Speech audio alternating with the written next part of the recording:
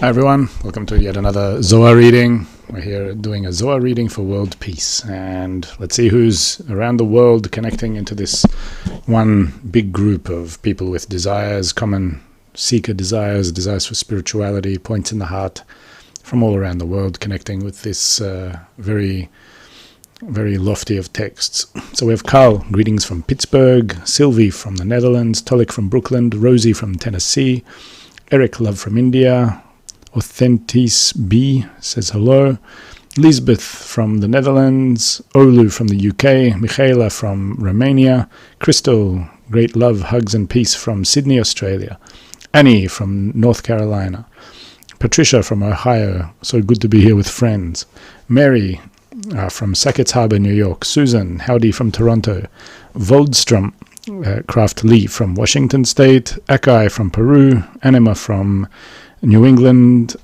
and UK, Alona from Russia, Bart from the Netherlands, Lilu from Hungary, Van Cole from Florida, Albert, greetings from Germany, and they just keep coming in, Lilia from Israel. And who do we have here on Facebook as well?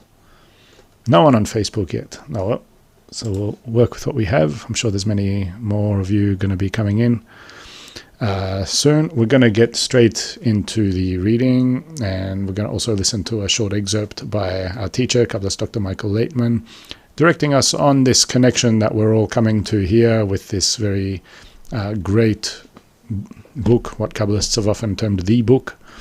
So Kabbalist Dr. Michael Laitman will say a few words and introduce this self-examination that takes place during such connections. We have some very rare archival footage of him here. And also, before we get into that, let's just show you how to find the text that we're going to read today. Today we're going to read another one of the introductions from the Zohar, and you can find it just by going to Kabbalah.info, clicking on the section the Zohar, then clicking on Study the Zohar, and then you just scroll down, and today we're going to be reading from Introduction of the Zohar. Among all the sages of the world, there are none like you. Okay? Another thing I'll just mention, that if you want to find all the introductions in one ready text, so you can also find that at the Kabbalah bookstore. You just go to Kabbalah Books, just write Zohar for all, and then you'll see here volume 1 is all the introductions, so you could actually follow through with a physical book if you so wish. That's just the path to get it. So without further ado, we'll go straight to a clip from Dr. Laitman, who will prepare us for our upcoming Zohar reading now. You're counting the force, the people who are participating, and there are thousands of people participating, even billions, even though it can't be, because we say that it was all built in a form of a pyramid. And at the head of the pyramid is very important and determining, but there doesn't need to be big. These things in spirituality and in corporeality are in the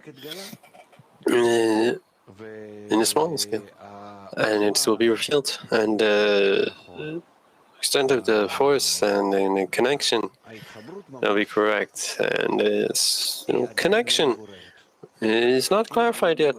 It's not clarified yet. People don't know yet what will be the purpose, what we need to attain. To connect, okay. What is to connect? I don't know. Each one has a form of their own of what they imagine as connection, and for what to connect. It might seem artificial, and they may not want, they may want.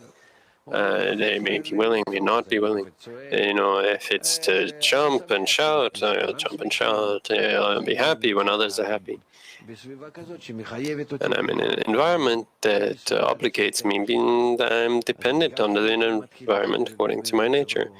And so from here we also get the mood, the spirit, and there isn't enough scrutiny here, enough extent that there will be each one and all of us together. But the foundation is good, it's strong, and we can say that today we see that it's there, it exists. Now the question remains, how much can we bring to each and every one this knowledge, this feeling, this attainment of first, that the Creator made the will to receive. Second, that we're on purpose made with these will to receive, and we don't feel ourselves connected in a complete way. In the Malchut of Ein-Sof, but in the opposite, the shattered Malchut that's divided in our world, and in our feeling, not even in our souls, but in something imaginary, something less than that, and outside of all of reality that we are in, that all of the reality, the spirituality, and we are just unconscious. And this unconsciousness to the spirituality we depict as our world, as who we are, and we need to sit and decide that we are here, and it is an illusion, a general illusion of ours, and we need, through the efforts, to help the true reality. The true reality is attained by our efforts to feel ourselves as incorporating, as including and connecting, and all incorporated together, all together. How does each one need to do this? By depicting that he is the entire world, all of reality is everything. And what are these others that felt? They are parts of me. So we're in Zohar for All, introductions, in the section, among all the sages of the nations of the world, there are none like you. Item 161. Rabbi Elazar said, "It is written, who would not fear you, O King of the nations, for it is your due." What kind of a praise is that? Rabbi Shimon told him, "Elazar, my son, this verse was said in several places, but it is certainly not so as its literal meaning. As it is written, for among all the sages of the nations and in all their kingdoms, there is none like you." This would enable the wicked to speak, meaning those who think that the Creator does not know their thoughts and contemplations. This is the reason why their methods must be made known. Once a philosopher from the nations of the world came to me. He told me, "You say that your God rules over the whole of the heaven, and all the armies and the camps do not attain or know his whereabouts. This verse does not give him much respect, for it is written, for among all the sages of the nations and in all their kingdoms, there is none like you." Why this comparison to people who have no persistence? It is, as it is written, they say, "How does God know? And is there knowledge with the Most High?" Behold, these wicked and those that are always at ease have obtained riches, as he brings before us the words of the philosopher. That philosopher was among the greatest of the sages of the nations. He came to Rabbi Shimon to despise Israel's wisdom and our work in complete faith, which is in great wholeness, since the thought has no attainment in it whatsoever. And this sage was among those philosophers who say that the heart of the work of God is to attain Him, for in their view they attain Him. Thus he came to mock us. Rules over the whole of the heaven means that He is above any human mind, and He is the ruler in this sublimity. And He commanded you to work before Him in faith and in wholeness, and to not doubt Him at all, because all the armies and camps do not attain. Not only does the human mind not attain Him, but even the armies and the high angels will not attain Him whatsoever, or know His whereabouts. They do not even attain His place, as it is written, "Blessed be the glory of God from His place," for they do not know His whereabouts. And he came to ask about that this verse does not give Him much respect. For it is written, "For among all the sages of the nations and in all their kingdoms, there is none like you." If the prophecy comes to praise the God of Israel, who is more important than the God that the sages of the nations attain with their own human force and wisdom, it does not give Him much respect. After all, this praise does not give Him much respect, because what sort of weighing and comparison is it between the Creator and mortal beings? Thus there is great contempt against your God here, assessing Him compared to the mortal sages of the nations. 162. The philosopher also said, "When you say about the words, 'Never has there been such a prophet as Moses in Israel,' he has not risen in Israel, but he has risen in the nations of the world. I too say so. There are none like him among all the sages of the nations, but there are like him among the sages of Israel. Thus a God whom there are like him among the sages of Israel is not a superior ruling God. Look in the Bible, and you will find my words precise." Here, Rabbi Shimon spoke in words of wisdom. It was said, "Look in the Bible, and you will find my words precise," for he realized that he would easily answer his question, since in all the sages of the nations and in all their kingdoms there is no one who attains you. There is none like you is as in, had I not known him, I would be him. And since the sages of the nations boast about attaining him, they are regarded as like him. This is why it is written that they lied, and they are not like him, for they do not attain him, but rather mislead themselves.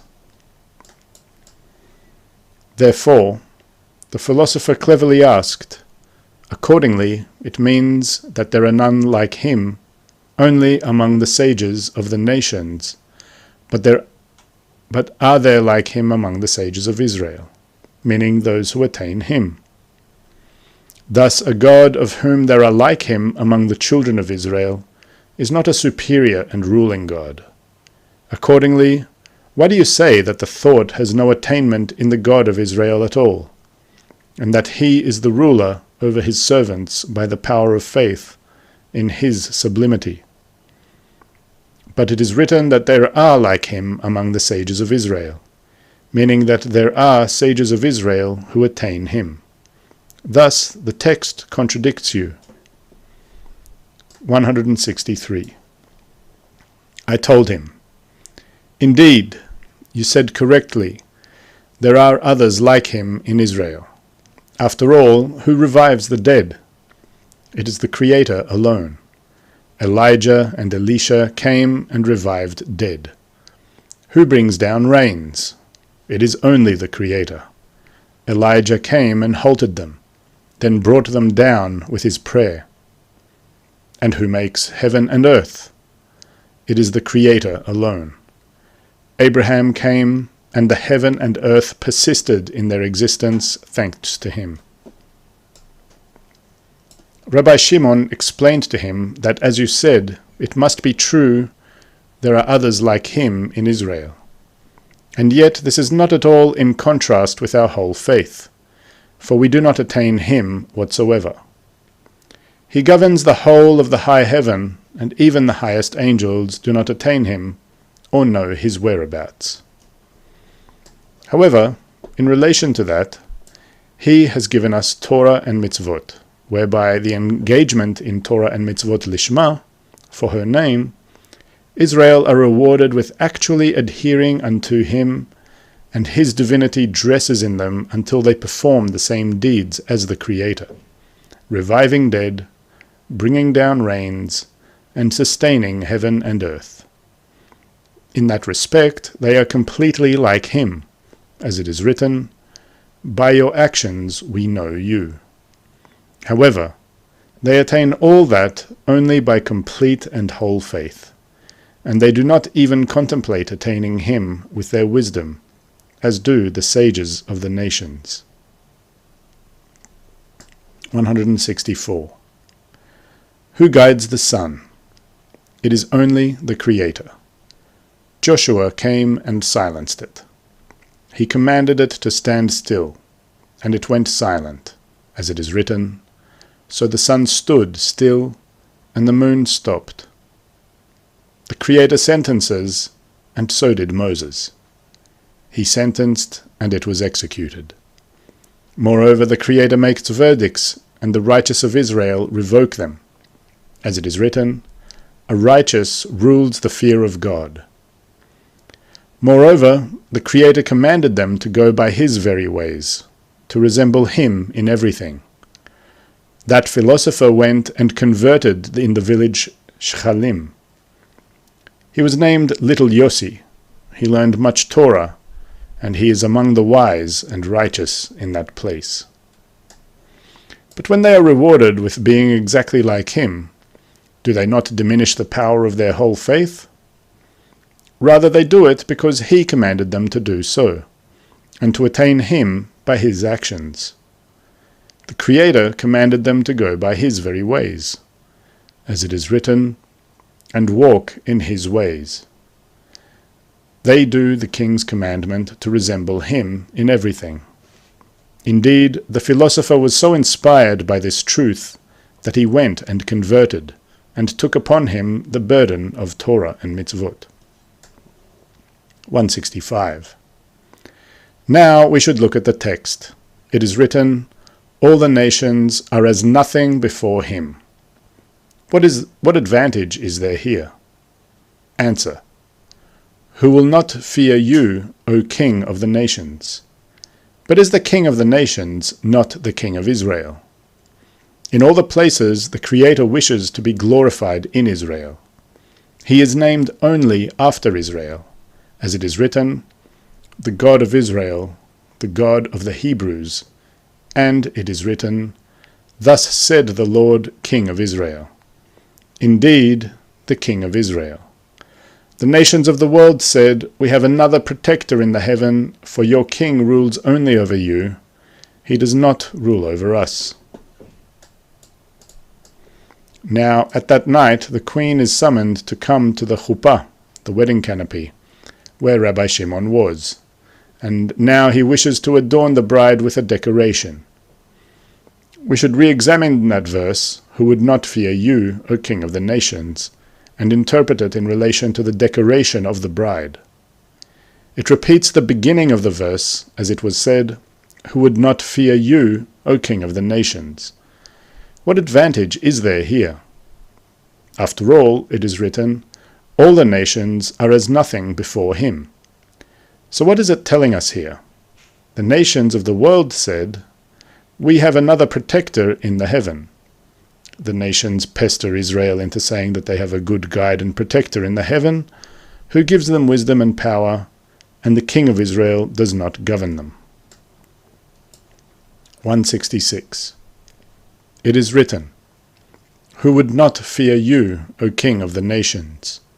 Meaning a king who is superior to them, to tyrannize them, to strike them, and to do with them as he wishes. For it is your due to fear you above and below. For among all the sages of the nations, the governors and ministers above, which are appointed over them, and in all their kingdoms, in that kingdom, in that malchut above. There are 4 malchuts that govern above. By the Creator's will, they govern all the other nations. For this reason, there is none among them who does even the slightest thing, except as he commanded them, as it is written, "And he does according to his will in the host of heaven, and among the inhabitants of the earth." The sages of the nations are the appointees and the ministers above, from which comes the wisdom of the nations. And in all their kingdoms is Malchut, which governs them. This is the literal meaning of the text. This text explains how at the time of exile, the bride is summoned to come to the chuppah at the end of correction. It is so because all of the nation's power to conquer us in exile under their rule is through their wisdom and kingship, which are the upper appointees in the heaven of Klippah, which impart them with wisdom and power.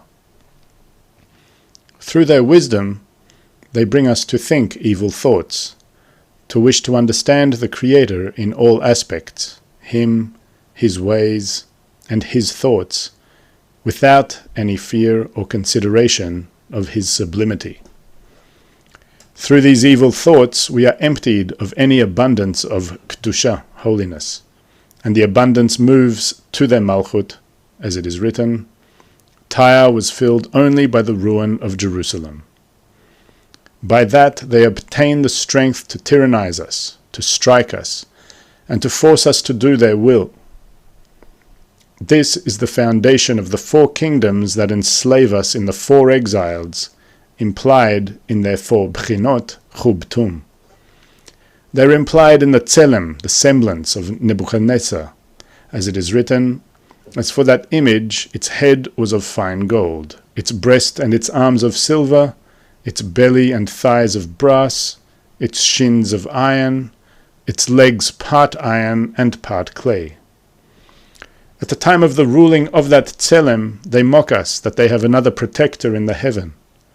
However, all that is as it is written, God had made it so as to fear him, since divinity is called fear of heaven. This implies that we are utterly unable to permanently adhere to the Creator, if not through great fear of His sublimity, taking upon ourselves the burden of Torah and mitzvot with complete and pure faith, without doubting His qualities in any way, lest He will be hidden from us. This is so because then we adhere to Him for all eternity in an unbreakable tie, and then the Creator too will give the abundance in all that He had contemplated to delight us in the thought of creation. And then we are rewarded with the complete redemption and the end of correction. We'll leave it at that, friends. We have another clip of Kabbalist Dr. Michael Laitman, our teacher, who will give us some more insights on guiding us on how to perform these self-examination when we're gathering, really for any kind of gathering, including such Zohar readings as this. Before that, let's just say a few more hellos to everyone who's joined us and joined this big spiritual vessel all around the world of desires connecting to draw this immense light from the Book of Zohar and from this connection that we can draw together. Marina from California sends her love. Eva sends her love. Greetings from Indiana, from CSI. Shalom from Chicago by Ashley, also sending her love. Andy, I know I'm late. Hello everyone from WV. Anyone also on Facebook? Yes, we have also Iveta, Shalom from France. Mustafa Akata is speaking in Turkish, I think that is.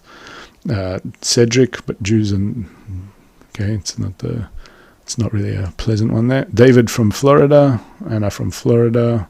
Nice to see you also here as well. And that's it. That's all we have time for today. We'll go out and see another clip by our teacher, Kabbalist Dr. Michael Laitman, and we'll look forward to seeing you for yet another Zohar reading next week. See you all later. Again, connection, and after again this connection, we can feel a descent as an addition to the will to receive that accumulated in us in order to rise above. And then in the darkness, in the nights, is when there's work, and this is when the work is, when there's this confusion, when there's lack of the desire, when I'm in a bit of a confusion with others, and I don't need anything. I feel connection, I feel awakening. And it's not a time of study, it's a time of awakening. That awakening together, this is called a congress. Convention, Kenes. It's not the time to come and study. Yes, here some things, but light, simple things, clear. What's important is the feeling, to feel together. And as much as we can earn by being together, that this will be the content, the inner feeling of this connection. And all of the work later is later, after these states, between the connections, that we need that extent to connection, that joy, that awakening, the force, the excitement to get to the goal that we attained, and the emotional effort together in a collective, this collective effort. And now each and every one, and in the groups, in each and every one especially, will need to come to that force between these kind of gatherings. And for the next gathering, we come equipped with that force that we were able to implement at previous state, and we're able to rise above the desire that was revealed, all of the evil that was revealed. And we are ready for the next gathering. And so you say we have it in another month. Well, what's the opportunity? If we go through this month with excitement that we've never had before, unlike anything we've ever had before, this will be the preparation for the next gathering. And if we don't have such a preparation, then we will miss the opportunity, as you say. That this is an opportunity to feel the excitement, the connection, the ties, the strength of the connection between us. That later we'll implement it in the coarseness that will be revealed later.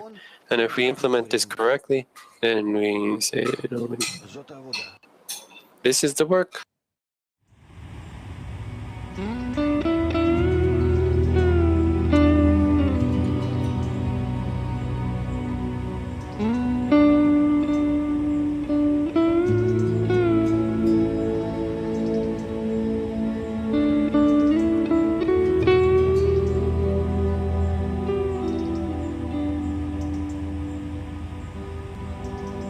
Thank you.